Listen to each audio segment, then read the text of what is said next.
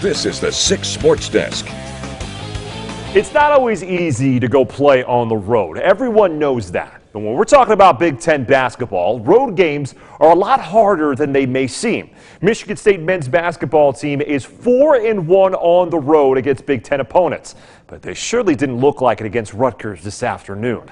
Out to Jersey Mike's Arena in Piscataway, New Jersey. Tom Izzo checking his notes before tip-off. A weird start to this one as the Scarlet Knights were trying to drive inside and Paul McCauley can't get it to fall. Rebound, Clifford Amore. A little give and go. And no one guarded Amore as he slams it home to get the crowd going. Rutgers' defense was huge in the first half as A.J. Hogarth has to just throw up a shot before his shot clock expires. Fast break the other way. Geo Baker with a bullet pass to Dean Reber for the easy bucket. But just before the half, the Spartans were climbing back into the game thanks to Gabe Brown with a huge three, making it a 2-point game at the break. Brown finished with a career-high 6 threes and a game-high 20 points. But too many turnovers turned into touchdowns for Rutgers as Julius Marble misses the dunk. The Scarlet Knights taking advantage. Good ball movement, working it around and fighting their shooters like Dean Reber as Rutgers pulls off the upset, beating MSU big 84-63. The Michigan men's basketball team was also on the road this afternoon looking for a huge win for the program. The Wolverines are taking on the 4th-ranked Purdue Boilermakers in Mackey Arena. Always a tough place to play, while also having some momentum coming off their big win over Nebraska at home. So what could they do in foreign territory? Well, early, it wasn't stopping Purdue's big man, Zach Edey. At 7'4", he really doesn't have to jump that high. Now, Purdue had dunking on the game plan today as Jaden Ivey gets the steal and slams it home with authority. Purdue's largest lead got all the way up to 12, but the Wolverines fought back, finding their big man Hunter Dickinson from outside, dropping 3 of his game-high 28 points. But in the second half, Eric Hunter Jr. drops it off for Edey for another slam as the Boilermakers defend their house. 82-76, the final.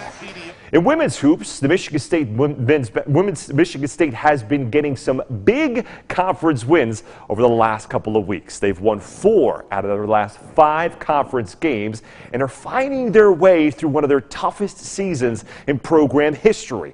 With season-ending injuries to some of their key players, there's not a lot of people who would have predicted seeing the Spartans just 3.5 games back from being on top of the Big Ten standings. Susie Merchant and her squad have already traveled to Minnesota for their showdown with the Gophers tomorrow afternoon. But during this week's sit-down interview for the MSU Federal Credit Union Coaches Show, she shared how proud she has been of her players. I don't care what happens to a team. You take 4 starting guards off of any team and upperclassmen, that's a hit. I just have loved that they've stayed engaged. We've faced adversity. We've grown. When we were at Rutgers, they came out of the gates really strong. We got down 16-4. I called a timeout. We came right back. I mean, we really handled ourselves well and showed some maturity. You know, at the end of the day, we can only control what we can control. And I'm really proud of how they've responded and this team has come together.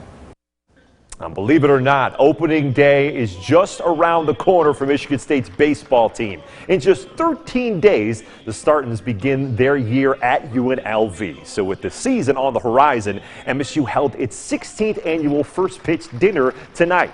And what a better way to get the season started for some baseball than having the radio voice of the Detroit Tigers, Dan Dickerson, as the keynote speaker.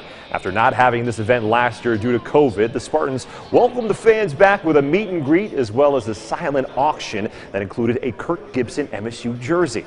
And speaking of some program alums, Dean and Bruce Look were honored tonight as the co-alumni of the year. And having grown up in Lansing, Michigan State was always their first choice. As far as we knew, there wasn't another school. I mean, somebody told me about there was a school down Ann Arbor, but I wasn't familiar with it, didn't know anything about it, and it was only a 1 word. So I know Michigan State was the school. We both went to Everett High School, lived at Michigan State most of our life, used to sneak into the IM building and the football stadium and the baseball, and it's been a great reunion to come back here. Now to the ice. The Michigan State hockey team got off to a great start against the 8th-ranked Minnesota Gophers last night, taking a 2-0 lead at the end of the first period. But the Gophers are ranked 8th in the country for a reason. They scored 4 straight goals to win it 4-2. Game 2 of the weekend series was tonight. Straight out to the action, a 1-0 game in the second period.